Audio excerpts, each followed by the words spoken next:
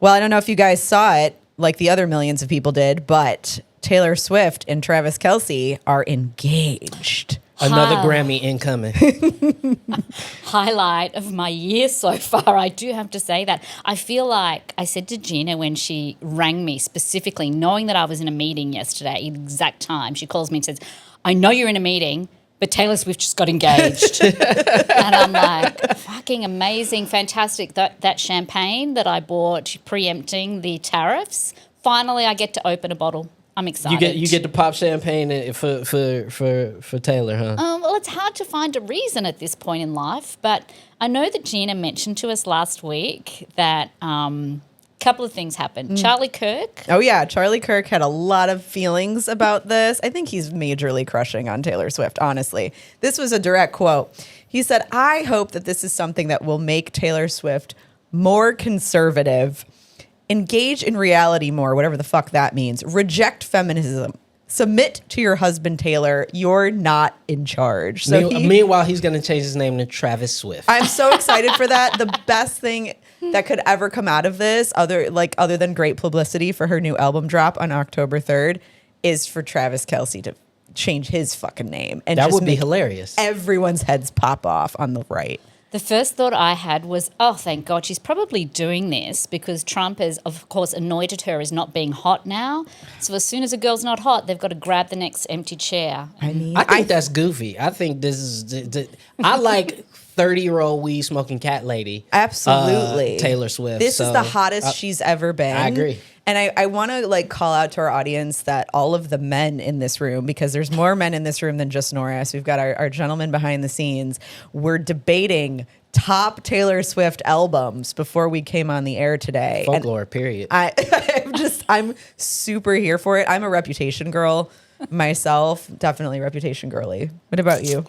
Look, I've been going to Taylor Swift concerts since 2009. So the resident Swiftie. You are the resident Swiftie. I was going when I was the oldest person there still, and people were taking their kids, and now it's like those kids I think are now going to the concerts by themselves. Yes, so I'm an OG girl. I love Fearless. I love all of those old albums. So great. We're so happy for her. I think it's amazing. I also think there's a lot of 20-something and 30-something-year-old men who are in serious relationships right now who are sweating hard. Oh, you already know the pressure is on. The pressure is, listen, middle America is doing backflips right now. And I'm going to just say this. I'm going to say this to all the young men out there. All right? Now's the time to make a decision. All right? Either you're going to do it or you got to get out now. Right. Because if you wait till the Christmas months, oh, baby, get ready because you already know the moms, the aunties, the grandmas, they're about to be putting pressure on you. So you got to make a decision right now. This is the Taylor Swift engagement bump. We've seen her do the economy bump everywhere she goes, and now we're going to see a record number of engagements, whether they like it or not. All those jewelers are rubbing their hands You together. already know it. You already know it. Every venue for the next 2 years has been booked out. Like it's on. It's on. Well, as my late dad would say to all those guys, piss or get off the pot. Piss or get off the pot.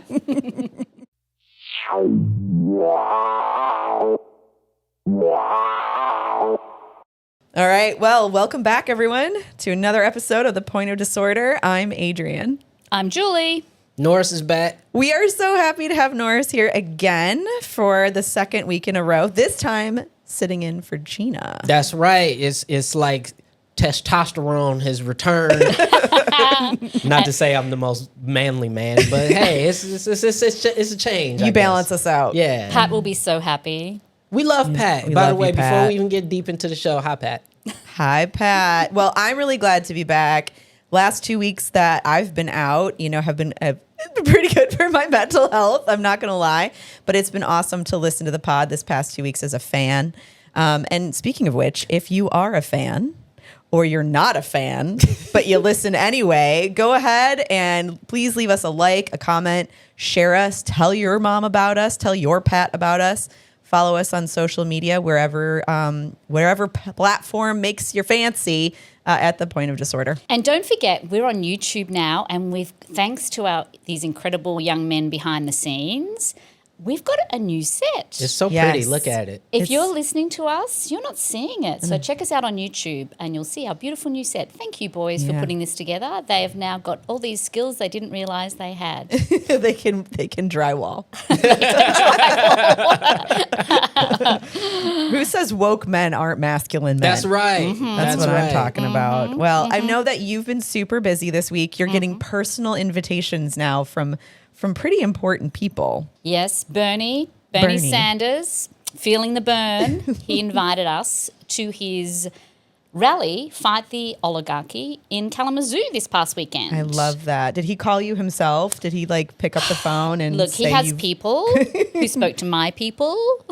Yeah. But yeah, no, so we got the invite to go out there and not just go out there and, be able to cover it like the normal press. We also got an invite to go behind the scenes and actually interview Bernie. So check it out on our Distill Social. I think it's on TikTok. It's It's on all of our everywhere, yeah. different, thank you, Norris. You can tell me where it's been put. I'd love to say that I'm in charge of all of the all the shit that goes on social media, but I'm just, paying the bills. No. So it's everywhere. But it was a great experience. It was I fun. guess my question is, what was the energy like? Because I was unable to go to Kalamazoo, but what was the energy like? It was on Western Michigan's campus, where a lot of speaking engagements in Kalamazoo are held.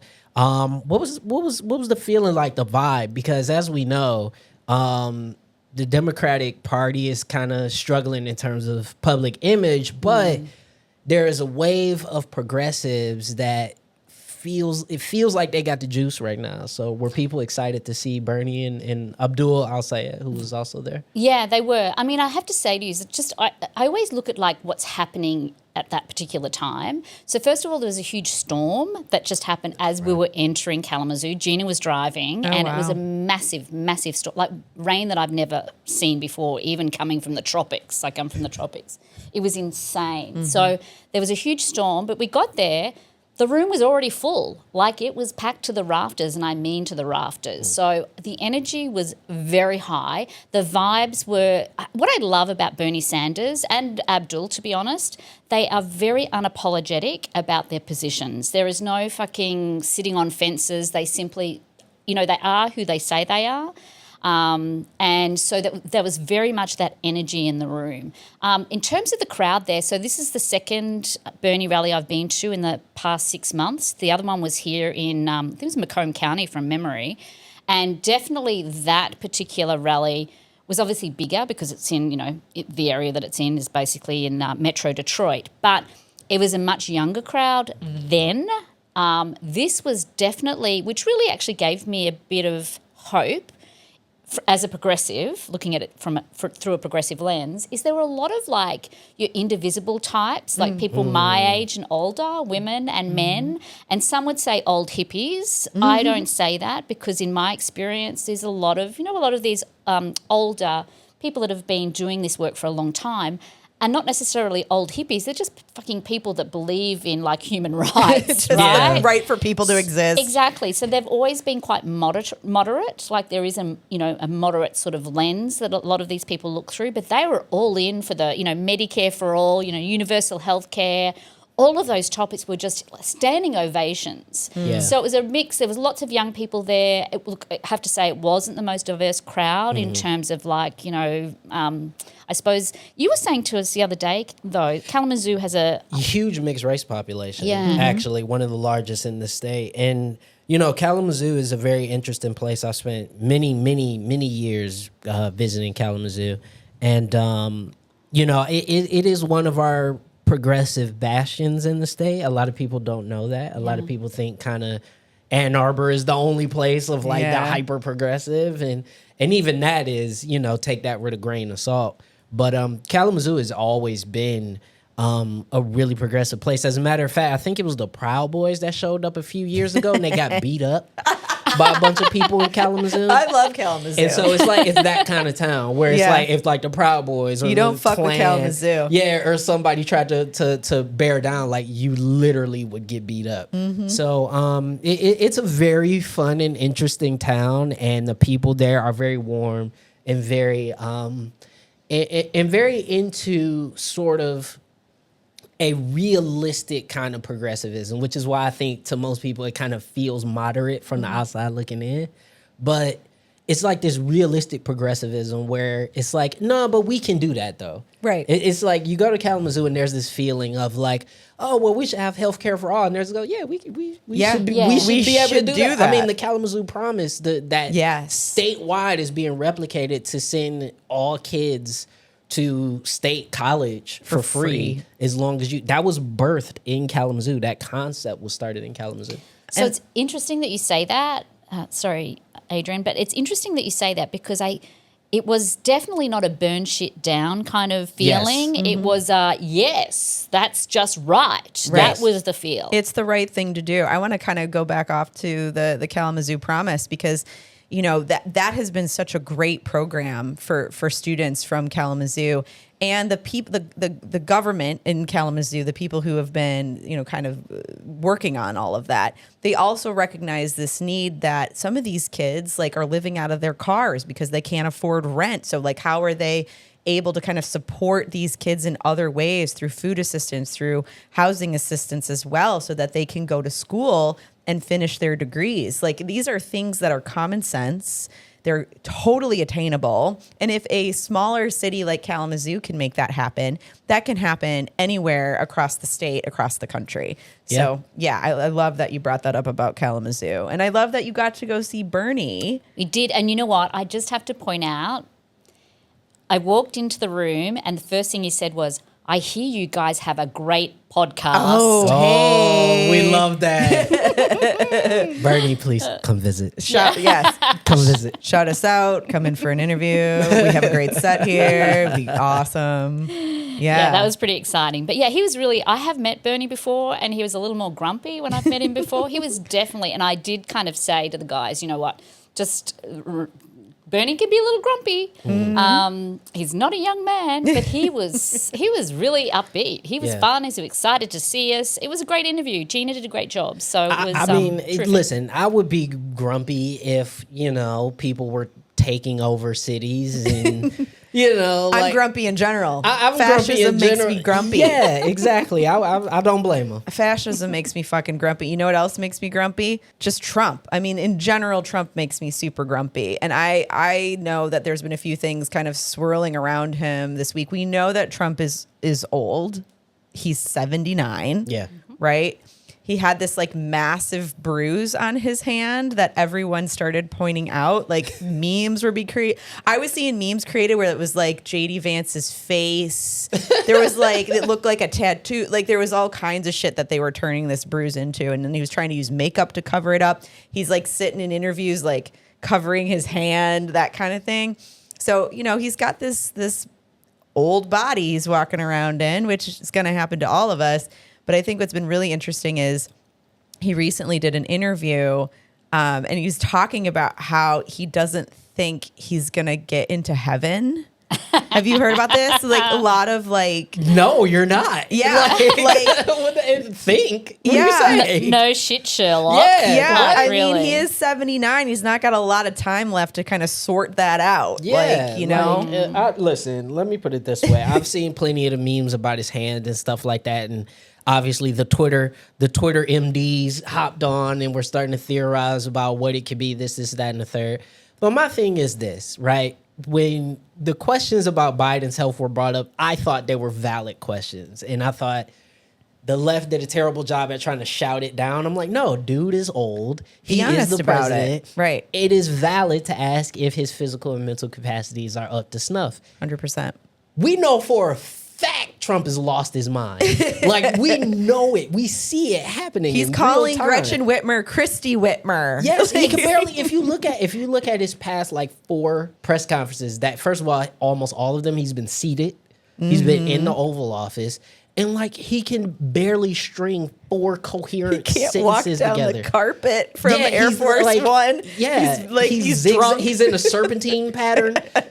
It's bad. It is bad. It's bad. And so I think it's really sort of weird that we're not having a more substantive conversation about the fact that he's in cognitive decline. It's because we're not smart on the left. Yeah. All of that about Biden started with the right pointing it out. Yeah. We just kind of like We just ignore go all along. this, and we get so distracted by all of the other shit that's Yeah. going on. And quite frankly, part of the bruise on his hand is probably God knows what treatment he's having. Yeah. But he's thin-skinned. Right. I'm pretty sure that as we get older, we all get thin He's skin. But literally his skin, and figuratively thin Thin skinned. skinned. Yes. Exactly. Double Yes, entendre. Yeah. it's 100% true. But I do think it was funny that he mixed up Kristi Noem and Gretchen Whitmer, which by the way, neither one of them were relevant to the conversation. Like that was the part that was funny, is that he was talking about Illinois. yeah, deployments to Chicago, and then Yeah. he went on some Asian carp tangent. Yeah, he was trying to talk about the Asian carp in Lake Michigan.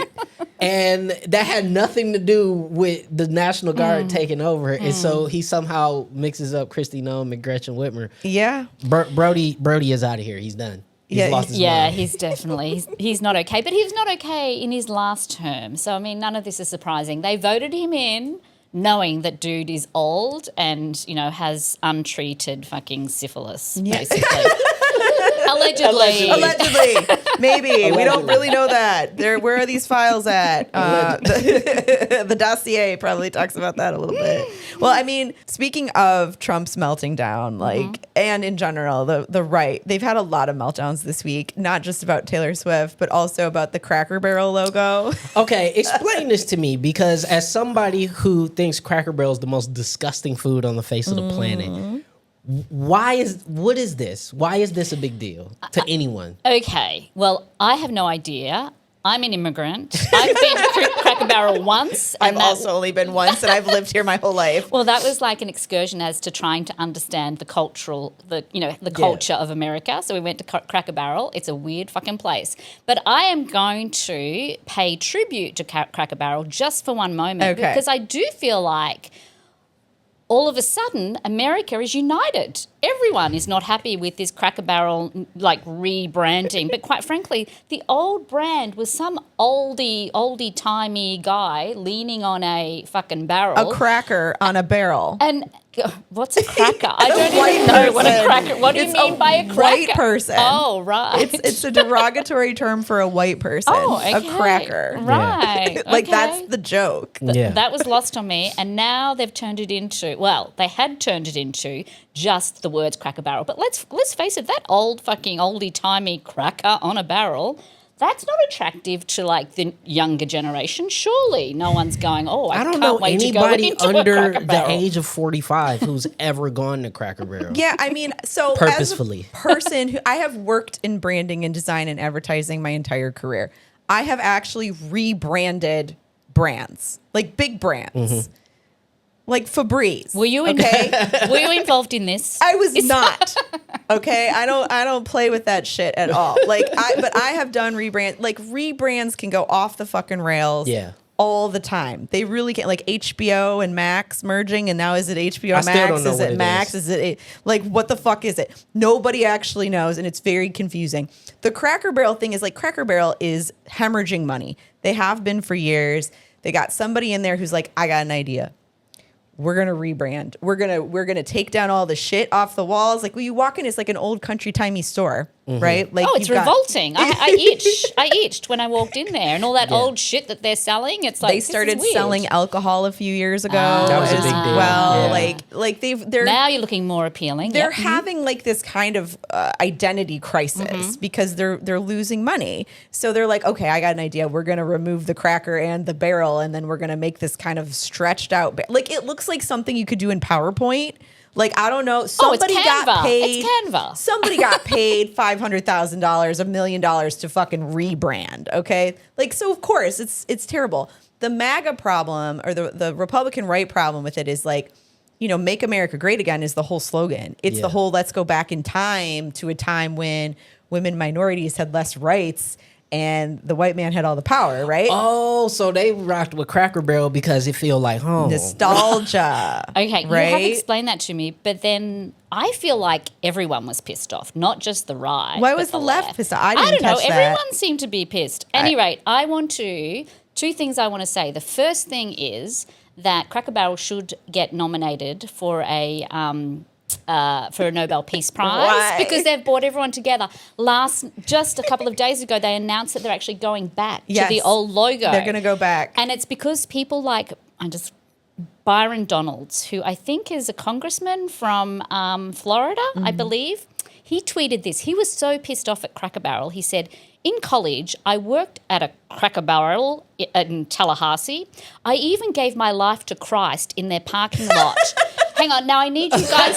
I'm sorry. I need you What all. does that mean? So I'm about to ask you, because I am a bit confused.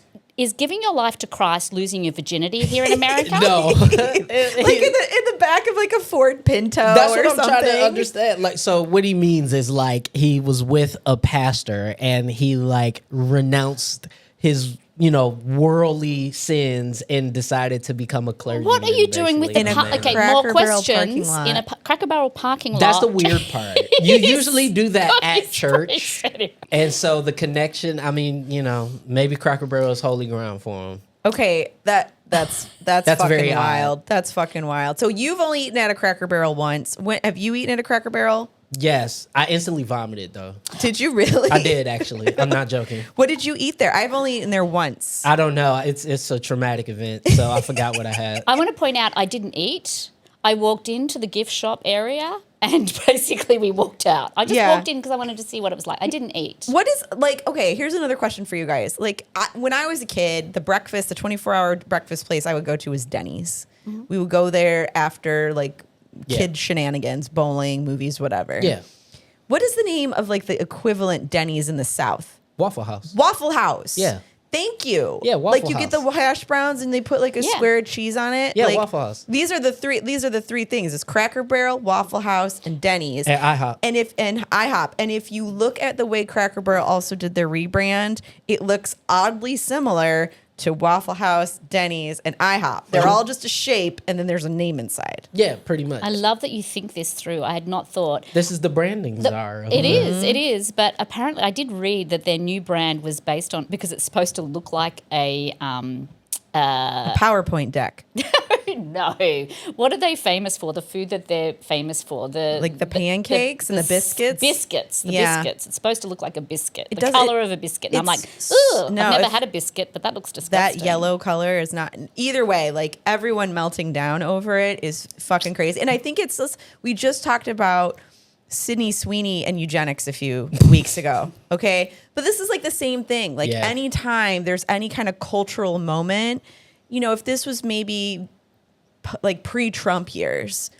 Yeah, it'd make a ripple. Maybe people would be a little upset, oh, I don't like the new logo, whatever. They'd have some kind of fucking opinion about it. But now it's you are crushing my culture. My white culture Well, is being erased. It's because it's previous presidents wouldn't feel the need to weigh in on such a minor, stupid thing. Yeah. But because this is the way he keeps scoring points with his base, he always jumps into these conversations, or his people jump into these conversations.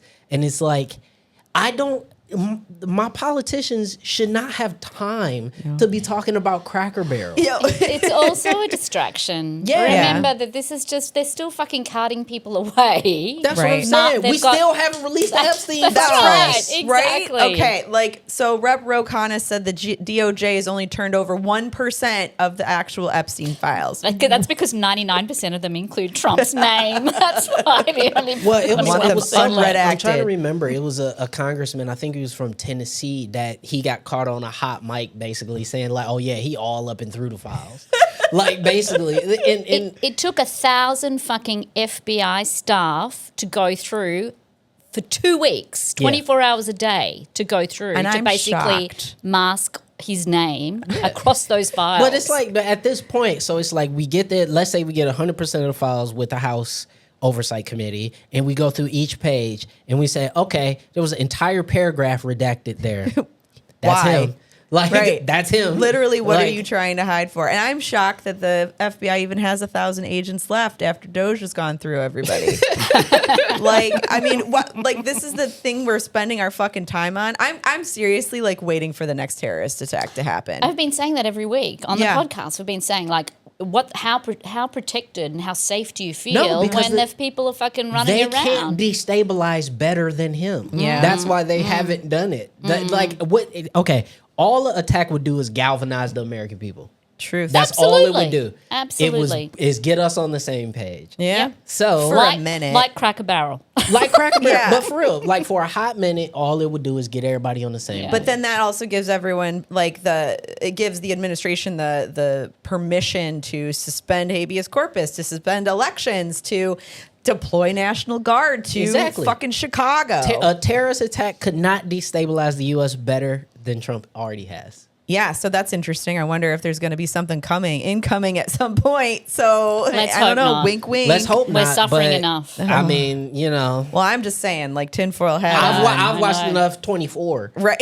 like to know Oh that my it's God, possible. I forgot about that show. Yeah. 24. Wasn't it like one day? It was like every season was one day. One day, and it was like an hour in that day. Yeah. That guy had so much shit going on. Man, Kiefer Sutherland was struggling, man. It was just like, bro, he need a vacation. We do. We needed a vacation. I mean, like, given the National Guard deployment stuff, like my ex-partner was just recently in DC, and he was saying, like, they're basically just walking around the mall picking up trash, like glorified kind of volunteers essentially, like, because there's no real threat there. No. There's no real crime. So now Trump is basically saying, hey, Arkansas, hey, Louisiana, we want to deploy your National Guard troops to Chicago and to other quote unquote blue cities. Ironically, all of those cities and states have more crime They than do. where they're fucking sending it to. Right. I Yeah, mean, per capita, like yeah. You per just use capita. the National Guard on your own state, please. Like, we don't need that nonsense here. Well, and the thing is that as somebody who is born and raised in Detroit, a place that has seen the National Yes. Guard deployed here before, this will be very different than I think even DC, because again, there's like the slight use of home rule that gives some legal wiggle room. Like, there kind of is not a real legal apparatus to do it in a way that makes sense. And so that's why he's deploying them to these sort of willing red states. And what I think is the play is to wait until some flashpoint happens Right. in one of these states. Somebody and throws a Subway instantly- sandwich. Yeah, Yeah. and then instantly mobilizing the National Guard into Right.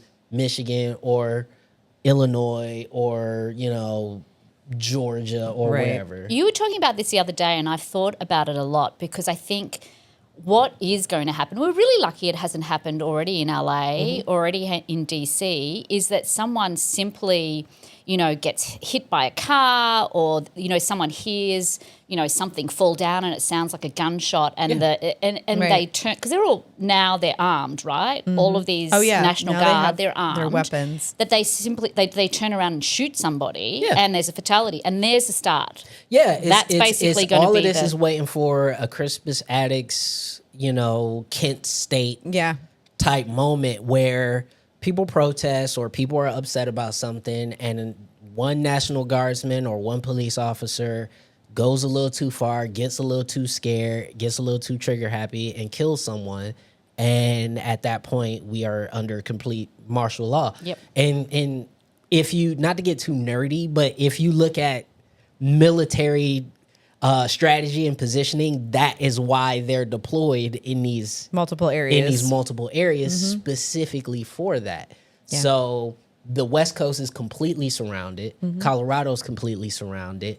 Michigan and Illinois are completely surrounded. So from a military point of view, he's positioning the National Guard as if he is ready to either invade these states or stop these states from encroaching on the other ones. You know what that's making me think of? Yeah. You know the movie Independence Day?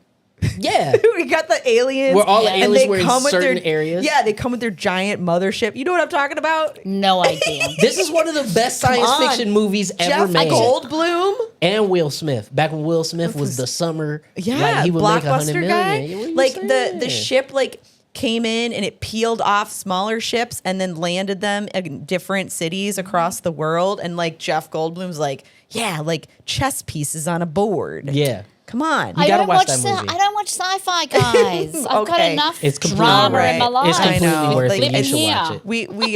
it. We got to get there. Well, I want to give mad props out to Representative Lori Pahutsky because the last couple days she's introduced legislation basically saying like no National Guard here. Like, Yeah. So I do want to give her some props for that. Absolutely. Yeah, Same we- as JB Pritzker as well. We He's been- interviewed her the other day as well. So yeah. we're up in Lansing and interviewed her. And yeah, she's doing a great job. I mean, look, it's really fucking hard, right? They're working, they're in the minority. Yep. But this is what we want to see. We want to see them at least trying. Yeah, we want to see them try. I mean, you know, them being in the minority too kind of brings up what Norris has affectionately coined the butthole budget. butthole budget. For the Michigan legislature, for the state of Michigan. Because So it's ass. it is complete ass. And, you know, we all just kind of went through the big, beautiful bill, the big murder bill a few months ago. And now Matt Hall and his like merry band of fucking minions have picked up this mantle at the state level, and they've been holding the budget hostage. It was supposed to be signed, approved, all that by July 1st. Here we are. It's the end of August. We're getting ready to fucking go back to school. There's no budget.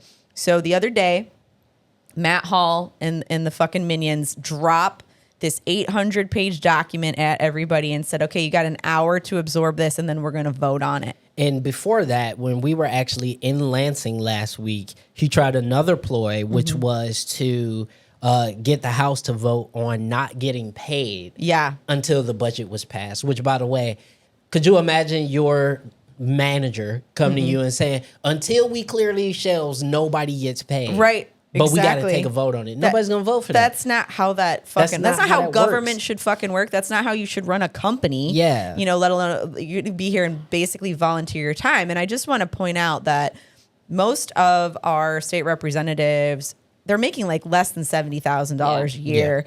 They're making kind of below an average mean, and they're working really hard. They're there all the time. They're up all night. Like they're meeting with constituents. Like it's not a fucking easy job.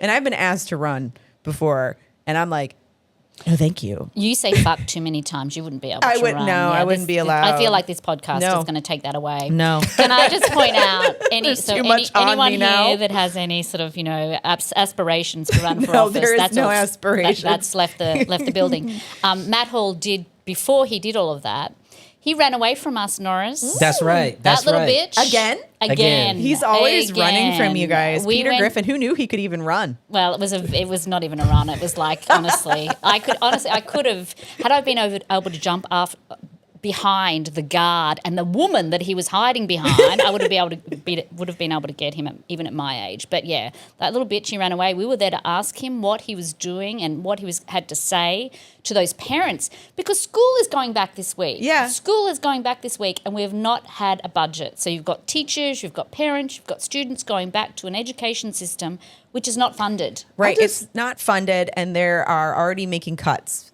because they don't know what's going to happen. So they've started cutting parapros. They've cut the people who help kids who have IEPs or have certain special needs. They're cutting safety measures. They're cutting things like Lucky bomb-sniffing schoolists. dogs and security So, officers. like, here's what I want to ask. And anybody who listens to this show who may be a moderate or a Republican, whatever, conservative, whatever, I want to ask a question, which is, all right, you got kids. You want your kids to be safe in school, which, by the way, the last school shooting that happened in Michigan happened in a mostly Republican area. Yeah. So let's just say that, right? You want your kids to be safe. You want the teachers to get paid better. Everybody screams about how we need to pay the teachers more. We need to make sure that there's more school supplies. We need to make sure that there's more programs at the school. And you keep voting for the people who don't want to do it. No. I don't get it. Well, I mean, on top of that, like the Republicans are like, we are the party of law and order, and we, they all get endorsed by the Police Officers Association of Michigan. And then they cut the state all police. that shit, right? So this new budget, okay, that they just released, that they passed out of the House, which is not going to go anywhere in the Senate, and we're going to be heading for a shutdown here. Yep. I Part think of that, we need to emphasize that. We We are. are heading to a fucking government shutdown. a shutdown in Michigan, Yeah. It's gonna right? happen. Where a Yeah. Matt Maddock is like, Oh. yeah, it's better if we're not doing anything for people. All thanks to a man, Matt Hall, who is the closest we can get to what he looks like is Peter Griffin. He Mr. literally Peterhead. has no neck. He wears the worst suits that I've ever seen in my life. He has a comb over.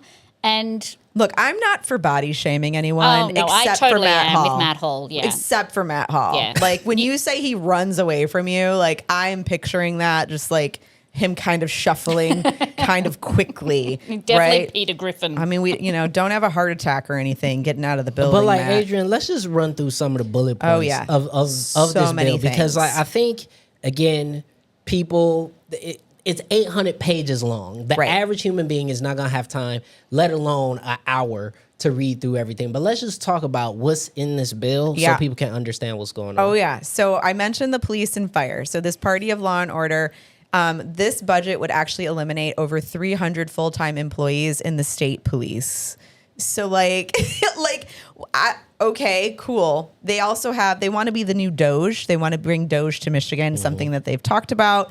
They want to cut thousands of state employees. 4,200. 4,200 to be exact, of state employees who would lose their jobs. Of course, they've got bans to any DEI initiatives. So if there's any like whiff of diversity, equity, inclusion, they want it fucking gone. They've got a cut of 55% of funding from the Independent Department of Civil Rights. 30% from the Attorney General's office, from Dana Nestle's office, which they also put a provision in there saying that she needs to ask the state legislature for approval before she can like sue anybody or go after anybody. That's not how it works. Not how it works. Isn't there supposed to be a separation, please? Yes. Like, treat me like an idiot. Yes, Right. her office is independent. It's Thank supposed you. to be independent of the legislature so that she can actually do her job. And then 24% from the Secretary of State's office. So like Jocelyn Benson's worked her ass off during the last, 8 years And of done her a 2 great job. terms to make sure that your wait times are cut down, to make sure that the proper technology is in use, like that your people are getting the licenses and the things that they need, just beyond even driver's licenses, because there's a and by the way, lot. they these are do. the people who care about elections and all that, and making Right. sure all Yeah. your elections are safe.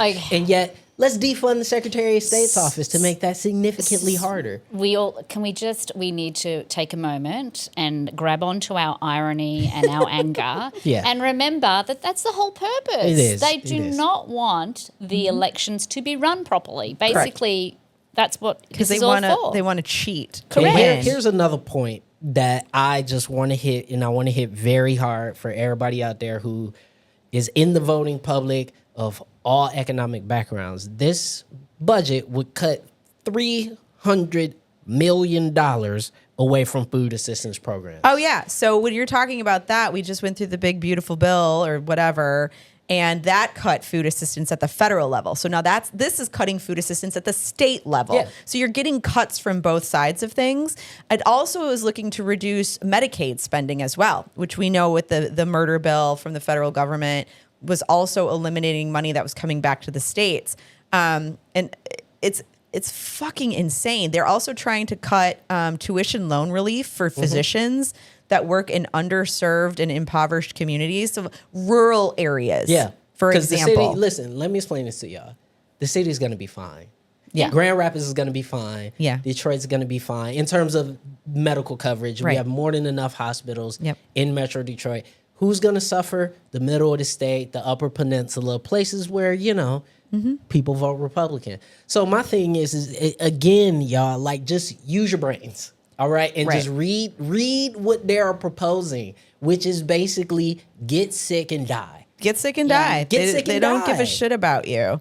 Anything around community violence intervention grants, they want to kill that. Anything around family planning, contraceptive access, they're trying to cut that. Anything around adult diplomas, GEDs, anything for at-risk youth programs, that's gone. The apprenticeship expansion program, totally taken out. I mean, essentially, the whole thing, the 800 pages, is full of shit that they want to get rid of. So my question is, what the fuck are we paying these taxes for? So, okay, fine, this won't pass the Senate, but like if it did, what would we actually be paying for? So can I bring you onto my team being Yes. fiscally pissed off? Fiscally pissed Thank off. you. I'm here with you. I've been with you. I have Socially liberal, I felt a fiscally little pissed judgment off. the other No, week. no. Okay. No, all right, I'm now here with you. No, you're totally right. I mean, at the end of the day, if we're going to end up in this, I mean, our roads, thank you, Governor, She has been fixing them. We all know the We've roads are been being fixing the hell out the road. Because we can't go anywhere. We can't go anywhere without Literally some road cannot fixing. drive anywhere. I was driving through neighborhoods in Southfield last week to try to get to Ferndale for a photo shoot. It was fucking insane. So that I can see. We've now got ICE agents everywhere. Is it? Are they replacing the police with ICE I don't agents? know, Because but- I mean, ICE agents. Because we've got to think through this. ICE agents, aren't they governed by from a federal perspective? Yeah. So is Trump? Are they helping Trump build his own police force? Yes. Maybe. Can we see where this is going? No, absolutely. Norris, can Absolutely. you help me make I'm these there. I'm there. connections? So yeah, listen, yeah. there's numerous rules in the Constitution that make it so the military and federal agents cannot enforce local laws. The police have to do that, which is why they have that agreement for ICE to be attaches to local police departments, because that specifically would then allow the police to function as arms of ICE, which then just makes them federal agents, basically. So there's these loopholes that they're going around. So our taxes will be paying for that. Right. We'll be paying for kidnappings from ICE, ICE facilitated kidnappings. Our roads, of course, which is, That's fine. We need roads, sure. It also gives correction officers a raise. So we're cutting all these Michigan State police, but we're going to give corrections officers a raise because why not? I mean, we're putting people into detention putting way more centers, people in jail. Yeah, we right? need Like that. private prisons. Absolutely. So somebody's making money off of that. Yeah.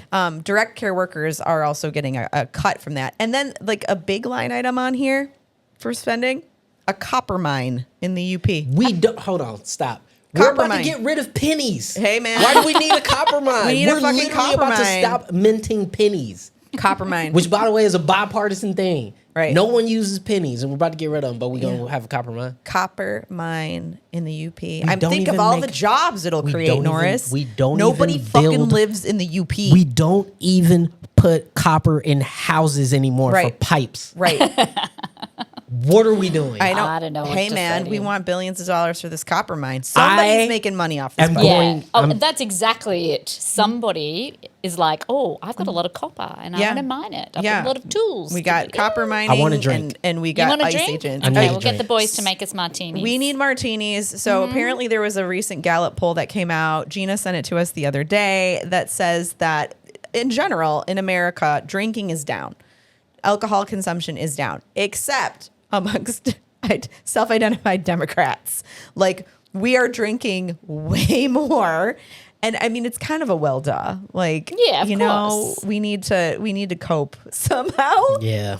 And I would love a martini right now. Well, it's the thing about it that I think is, a lot of this is frustrating, and plenty of Democrats and people on the left are feeling very helpless. They're feeling like the people in place that are supposed to represent their voices don't. No. There's turmoil all across the country. There's a massive war, a couple wars happening all over the world, and people don't know. There's no end in sight for them. Yes, we will turn to the bottle. It sounds crazy, but yeah, it is what it is. I got another idea besides turning to the bottle, especially as it relates to this bill. I mean, you can. Maybe you turn to the bottle and then you start making some phone calls. Like, this is the same thing. You can call your congressperson. We've always been saying that. But this bill is fucking shitty. And if you live in a Republican area with a state rep who's a Republican, give their asses a call. They're even more freaked out when you start calling them. Yeah. They get real upset. As a matter of fact, drink and then call them, so Yeah. you're like unfiltered. Yeah, I 100% agree with that. Give them a drunk dial. I would love that. Drunk dial your state representative in Are Lansing. those calls public record? I don't know. would love to see if we could just get like a reservoir of drunk calls to Republican. That would be fun. In fact, we could have a party. Drunk Why don't we have history a party? calls. And Yeah, just we should do that. Martinis Yeah. for everybody. And Yeah, and this just sounds call like your upcoming- state rep. An upcoming event that we Yeah. need Look to out have. for your invitation in the mail. yeah, That's Yeah. right. So I mean, the Republicans are giving us reason to drink, but so are the Democrats as well. Mm-hmm. DNC recently had a Gaza resolution. Oh, What happened there? That happened this week. Norris has been covering it for Distill Social. Explain to us, Norris, what has happened. So the party, the Democratic Party, is having one of their big meetings in Minneapolis this week, or they had it. And part of the main sort of reason why they were there is, creating the party's platform for the midterm elections. and they had two resolutions that were up, and one resolution was a very sort of boilerplate. Let's renounce what's happening in Gaza, call for a ceasefire, kind of very basic stuff. Basic shit. There was another resolution that took that further, that said we need to recognize Palestine as a state, as well as call for a complete cease of military assistance to Israel. Common sense. Those were the two things up for vote. Now the first one, everybody seemed that seems easy enough. We'll probably, that doesn't offend anybody. Right. Let's go with that. And come to find out, they need to make a task force because they couldn't reach consensus on either one. Even the first one, Even like the first most one, basic of fucking like, thing. oh my God, guys, stop killing people. Like, that's all that was. Too And many they people in couldn't that room even- taking APAC dollars. And they couldn't even say that. And so, to the Democratic Party, by the way, the base, the people who vote Democratic most of the time, 80% of them, Yeah. based on recent polling, believe that what's happening in Gaza is wrong and needs to stop immediately.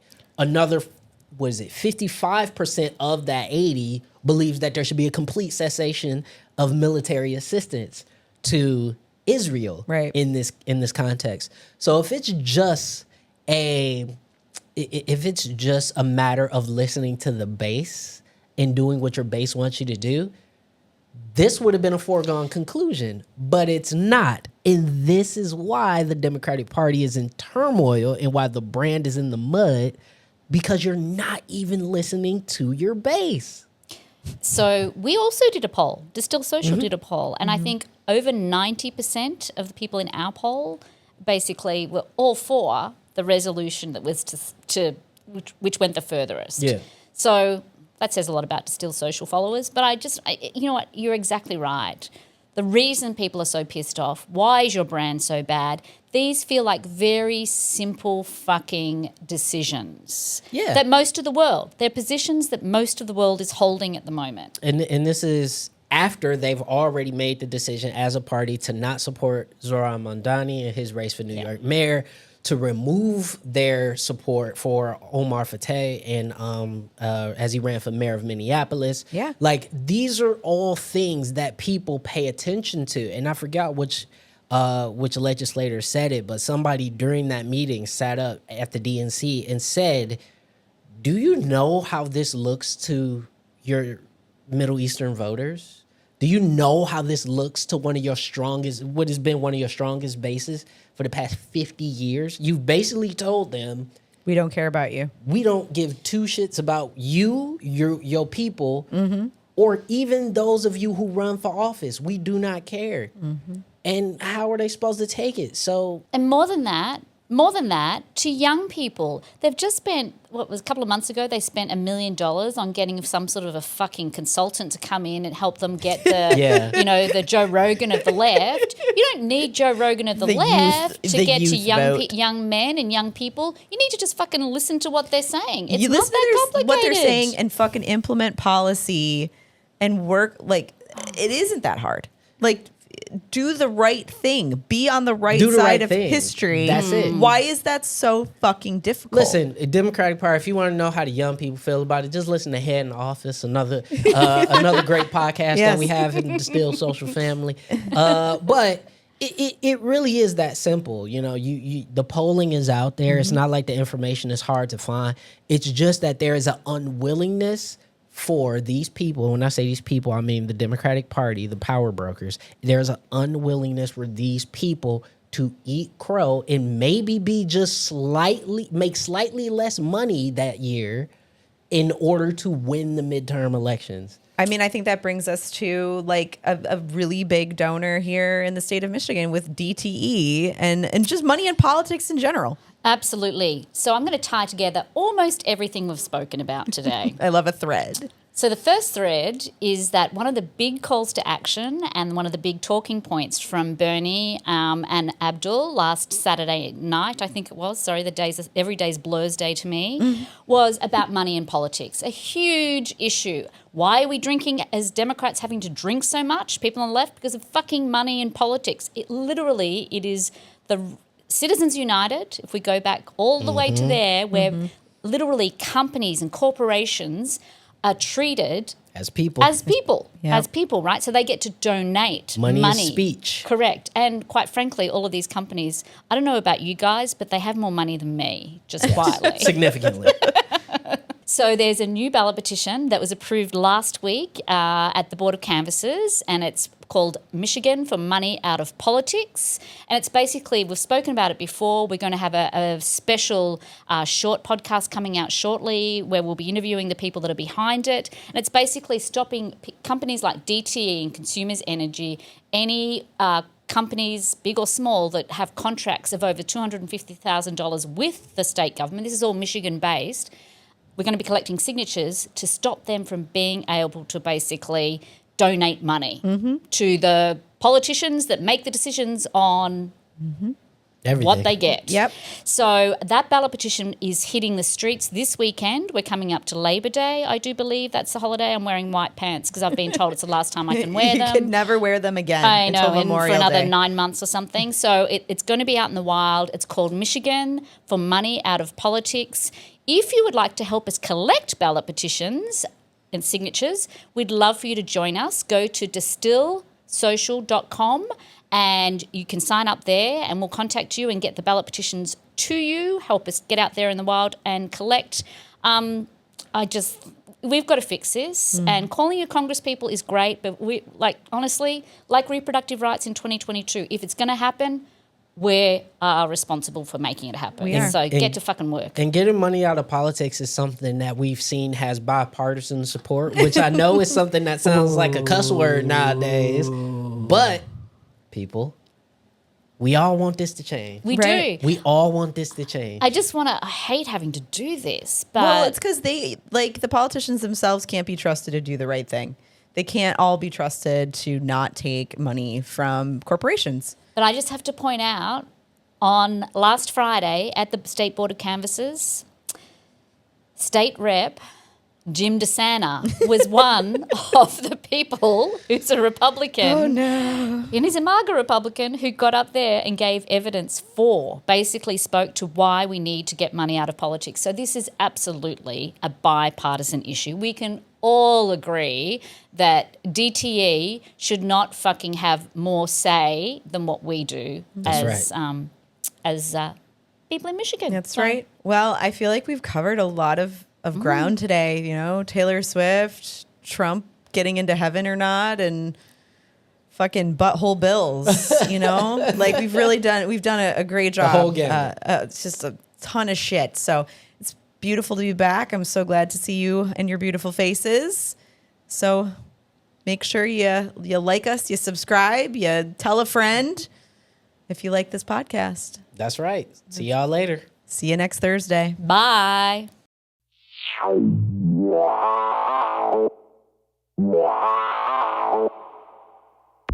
And that's a wrap on today's episode of Point of Disorder. We'd like to extend a huge thank you to everyone who listened today. And if you like us, give us a like, a subscribe, or a review on any place you get your podcasts. And don't forget to follow us on social media at Distill Social and at The Guerrilla Politic. This is the Point of Disorder podcast, signing off. Stay sharp, stay progressive, and above all, stay tuned.